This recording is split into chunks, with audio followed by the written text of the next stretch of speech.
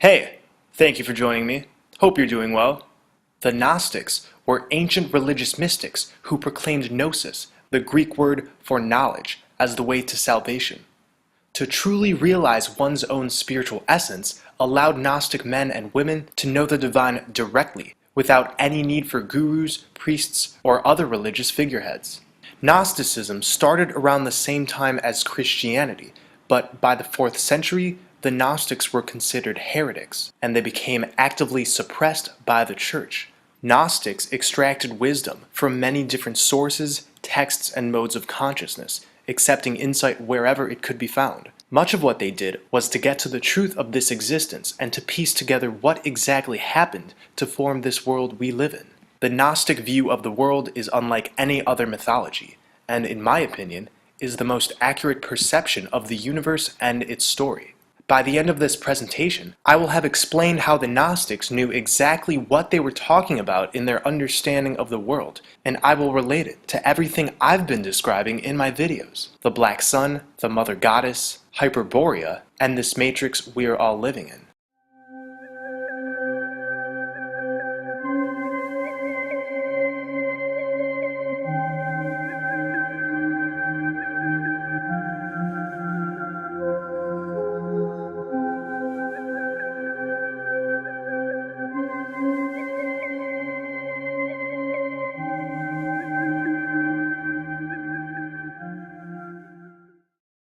The Gnostics claimed that there was a supreme transcendent deity called the Monad, or the One. The One is where all consciousness sprang from. In New Age circles, we call this Source. Everything is a part of Source, meaning everything initially came from the One. This deity should not be confused with a god, since it is a greater concept than a god and cannot be personified as such.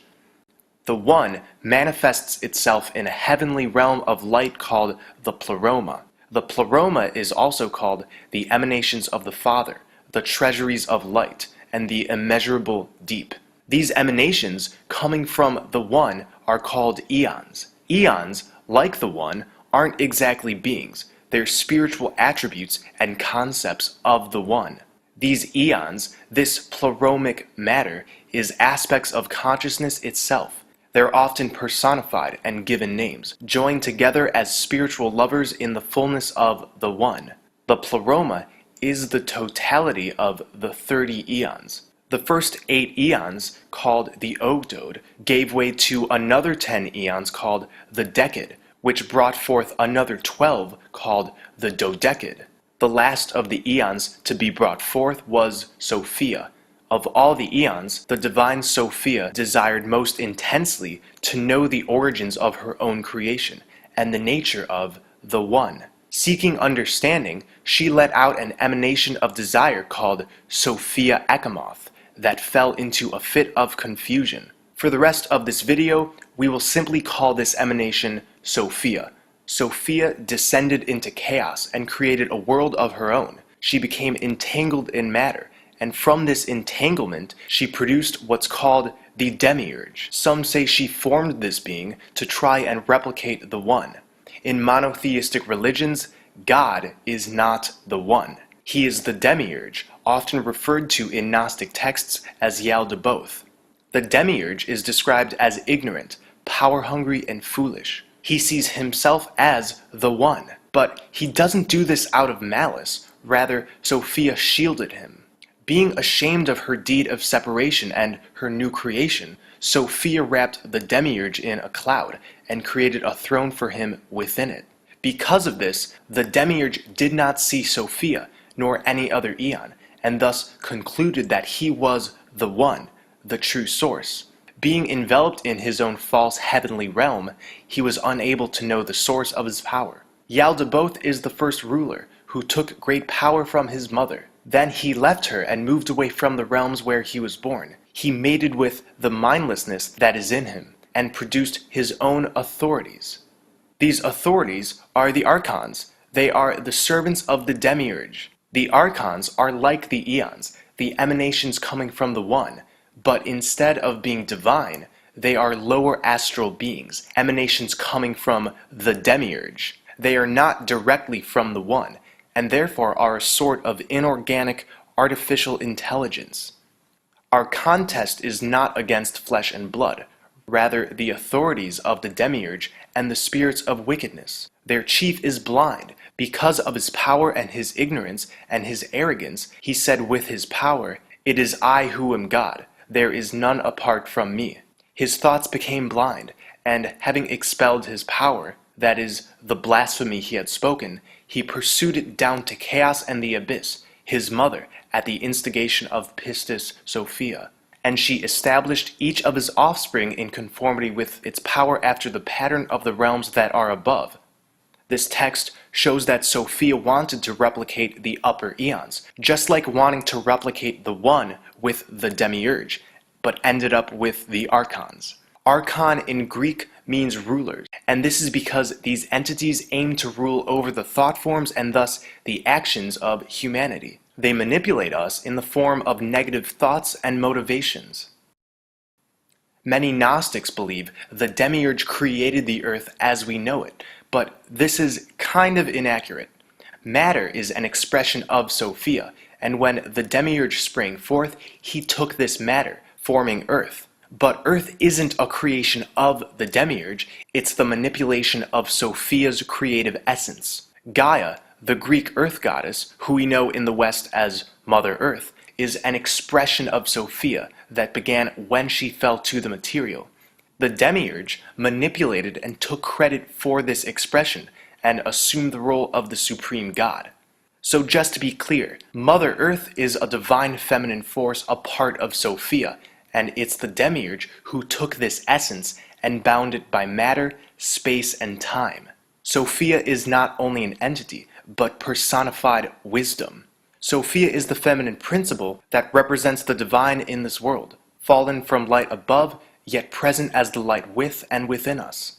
We are aspects of Sophia being played out in this matrix, and thus when each of us reconnect with our own divine potential, we connect with Sophia, with wisdom, and through that connection, help Sophia reconnect with the One.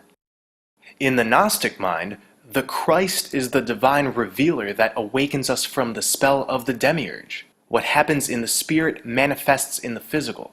As above, so below. The Christ was a physical man and a set of principles that lie dormant within each of us. Whether he was a real man or not does not matter. Those who embrace the principles of Christ become filled with the seed of the One, the true source. Throughout Gnostic texts, Jesus makes this point. I came to reveal light, so that you can find that light within yourselves. For when you have found it, you will enter into it, and you will know that your source is within you. In the Bible, Jesus is also an allegory for the sun above our heads. I explained in my video on the flat earth dome how we are literally the sun. The sun is the summation of our individual auras, shining down on us, our higher selves right above our heads. On this flat plane, the black sun and white sun are two expressions of the same entity. They are the same sun.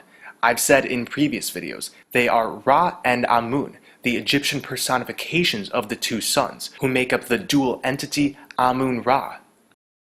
Translated, Amun means the hidden one. This is because the black sun is out of our immediate perception. Sophia is the black sun. The black sun is the cosmic womb of this realm, the direct experience and expression of the primordial feminine force. Check out my video, The Primordial Womb, for a full explanation. So Jesus is the sun, and his feminine half, the black sun, the womb of creation, is Sophia. They are one and the same. And this is why Jesus said, "She is Sophia, my sister, my consort, my feminine half." Mainstream Christianity would have us believe that Christ was only a physical man who must be worshipped to gain external approval and achieve salvation. It's an intentional distortion of the Christ nature that lies dormant within. When we activate our own Christ consciousness, we align ourselves with the Christ and his feminine half, Sophia, who is wisdom. Upon performing this internal work, we clear ourselves of the rule of the Archons and the Demiurge, and listen to our own divine essence and its needs. We were birthed into this world from our mother's dark womb, just like we were initially birthed from the womb of Sophia the Black Sun. It's more than likely that we came here through the Black Sun to help Sophia ascend back to the One. We are fragments of Source inhabiting human bodies, underneath all this flesh still connected to the One. We initially came here to merge with the Divine Feminine Force and help Sophia ascend. However, the Demiurge and his Archons implanted the moon in the sky, and its interdimensional light trap recycles those who enter it upon death back into this physical realm, with no memory of ourselves or our purpose. And many of us, because of this, have lost sense of our original mission. It's an energy extraction matrix we're in which the Archons can run rampant and further the spiritual confusion of humanity. These originally divine bodies were genetically altered at some point in our timeline. When and by who doesn't really matter. We were somehow infused with reptilian genes to give us a more fight or flight, beast-like nature. And this is why we have what's called a reptilian complex. The reptilian complex is responsible for fear, aggression, and dominance, the same toxic masculine principles that are expressed in our current reality. We live in a realm illuminated by two distinct suns. At the center, where all compasses point to, is an exit hole from this part of flat Earth to a parallel land. In this land lies the Black Sun, which emits a divine green light that shoots out of the center hole as the Aurora Borealis. Beyond this visible astral light is where we find Hyperborea. Hyperborea is the name of an ancient Greek paradise. The word itself means beyond the Aurora Borealis.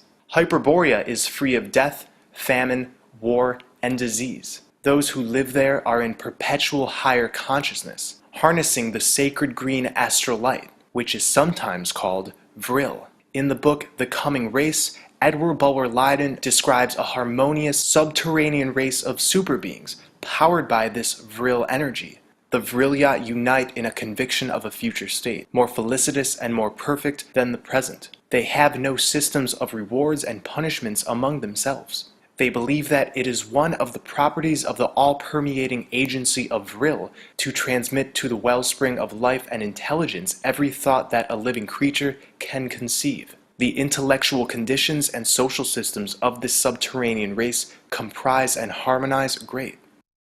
To fully describe Hyperborea, also called Agartha, would be to describe a land beyond the limits of ordinary subjective experience. This realm is not restricted by the circles of reincarnation that the Demiurge's false light has plagued this place with. Earth as we know it is ruled by the Demiurge and the Archons, but Hyperborea is not under their domain. The author Miguel Serrano echoes this. Hyperborea means beyond Boreas. Boreas is a god, son of the titan Astrio and the goddess Aurora, which is to say he is Hyperboreas, something beyond that god. Boreas is also a wind, the boreal or north wind. The Demiurge is in fact a respiration, a pneuma, a Pleroma. Hyperborea means beyond the Demiurge. Some interpretations of the Pelasgians' creation myth involve the god Ophion as a serpent created by a supreme goddess called Eurynome. In the beginning, Eurynome, the goddess of all things, rose naked from chaos, but found nothing substantial for her feet to rest upon. She danced towards the south, and the wind set in motion behind her seemed something new and a part with which to begin a work of creation. Wheeling about, she caught hold of this north wind, rubbed it between her hands, and behold, the great serpent Ophion. Eurynome danced to warm herself, wildly and more wildly, until Ophion, grown lustful, coiled about those divine limbs and was moved to couple with her. Next, she assumed the form of a dove, brooding on the waves, and in due process of time laid the universal egg. At her bidding, Ophion coiled 7 times about this egg, until it hatched and split in 2. Out tumbled all things that exist, her children. Eurynome and Ophion made their home upon Mount Olympus, where he vexed her by claiming to be the author of the universe. As you can see, this creation story has striking similarities to the Gnostic tale of Sophia and the Demiurge. In this story, Ophion is synonymous with Boreas, leading us to the same conclusion that Hyperborea, the land of paradise beyond the Aurora Borealis, also means beyond Ophion, beyond the Demiurge. So in this myth, Eurynomy sprang from the void of chaos. The common Greek creation story claims, in the beginning there was only chaos, then out of the void appeared Erebus, the unknowable place where death dwells and night. Then love was born, bringing along the beginning of order. From love emerged light, followed by Gaia, the earth. You probably already know what I'm getting at. The divine feminine force and ultimately our earth spirit, Gaia, sprang from the womb, from Sophia, the Black Sun. Like I said earlier, the Hebrew, Christian, and Muslim god is really the Demiurge. The original Sabbath, the day to praise the monotheistic God, was on Saturday. The 7 days of the week are named by different heavenly bodies, personified by individual deities. Saturday is named after the Roman god Saturn. This is no coincidence. Saturn is the Demiurge. The Grim Reaper, the personification of death, was originally the Roman god Saturn, who is often shown holding a scythe, just like the Reaper. The Greek equivalent of Saturn is Cronus, god of time, and this is why older depictions of the Grim Reaper show a clock. The Grim Reaper is Cronus, the god of time, who is Saturn. And Saturn, as we just explored, is the Demiurge. The reason the Grim Reaper is death himself is because he is Father Time. Time is a construct imposed on this physical realm by the Demiurge. We are hyperbound to the enslavement and construct of time, and thus we are bound to physical death. Ptolemy the Gnostic created the first Ptolemaic view of the universe. In this model, it shows Earth at the center, encased by different realms named by our planets. This model was initially made as a representation of the relationships existing between the various divine elements of the realms. These realms are on top of one another, all produced by the Black Sun. But this Gnostic model was taken and eventually transformed into the idea of space, as modern science tells us, that these realms are literal circular planets within what is a physical solar system. It shows Saturn at the top, underneath the dark void. Saturn is where we get the word Satan from. They're the same words, one early Latin and the other late Latin. So the Demiurge is Satan, and Satan, Saturn, is in a realm that sits above all the expressions of Sophia. He is enveloped in his own realm on top, and therefore believes he is the one. In previous videos, I've said that Saturn is the holographic projector of this reality. I still stand by this, and in the Gnostic view, it holds up. The Demiurge took matter, the expression of Sophia, and formed it into the world. And because this world is essentially not real, a complex hologram, you could say the Demiurge is both an entity and a sort of computer that projects the codes which organize themselves as what we know as physical reality. Lucifer is often seen as a masculine evil deity who is synonymous with Satan, but I'm about to show that Lucifer is Sophia, the Black Sun. When Sophia was a part of the Pleroma, she was the personification of the wisdom in the mind of the Source, of the One. You could say she was one of the most beautiful of the Pleroma, just like Lucifer is often considered to be one of God's most beautiful angels. Like Lucifer, Sophia fell from heaven as a sort of divine rebel. The elite love to invert everything, so what was originally a feminine deity, they transformed into a masculine one. They changed Sophia into Lucifer, made her a him, defiling her feminine generative abilities, turning it into a story that coincides with evil. Therefore, when some worship Lucifer, they're worshipping the inversion of Sophia, and not the actual goddess herself. Lucifer is not Satan. Satan, as I explained, is the Demiurge. Lucifer is the Black Sun.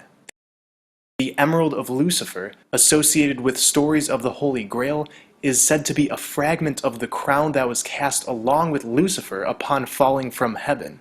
This emerald stone represents the divine emanation, the emerald light, that comes from the Black Sun.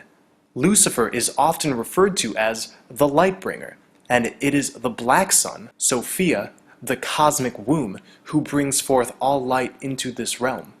Hyperborea is not a long-lost place. It still exists through the center vortex at the true North Pole. It's beyond the control of the Demiurge, a true paradise. Me and thousands of others are engaging in a practice called blood over intent. This place we're living in is an interactive realm that goes up and down depending on where the majority give their intentions, thoughts, actions, and beliefs. Blood magic speeds up our intentions, and we are bringing forth heaven on earth. For those of you who do recognize the power of blood over intent, write down, "I intend to bring forth heaven on earth." Prick your finger. You can do it painlessly with a lancing device. Put a few drops over your written intent, and then upload it to the internet, which is directly connected to the etheric plane.